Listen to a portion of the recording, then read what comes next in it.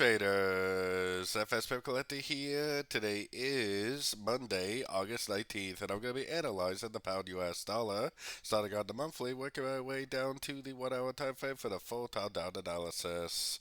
So on the pound dollar, like I've been saying for months and months now, I still believe this is a wave A. I think this is 3 waves down for an A, B, C, and B, and I think this is now going up for a wave 3, which I think is a wave 3 of an expanding flat wave C. I've been talking about this for months and months now because this is a monthly time frame move. This potentially could take at least another year or more to play out. So going down to the weekly time frame, on the weekly time frame, I think this over here is the wave 1. This is a running flat ABC correction ending right here. Then I think we have a 5-way pattern up for the wave 1 of 3. This is a WXY wave 2 of wave 3, and I still think that we are in that wave 3, and I still think on these very high time frames, especially the weekly, it will continue to make higher highs, higher lows, higher highs, higher lows, higher highs, higher lows, and just keep on trending up for that wave 3 of this expanding flat wave C. So taking it down to the daily time frame. On the daily time frame, I got my Fibonacci retracement on this last push up right here, or the last push down.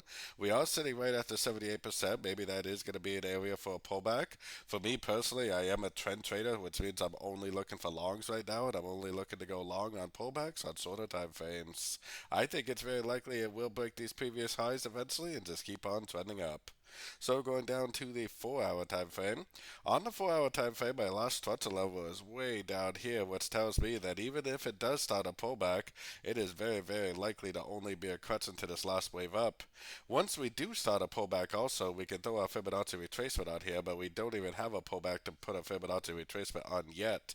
But we are at the 78%, probably a pretty likely area of resistance, probably a pretty likely area to see another pullback before we get the continuation of the uptrend. So taking it right down to the 1 hour time frame.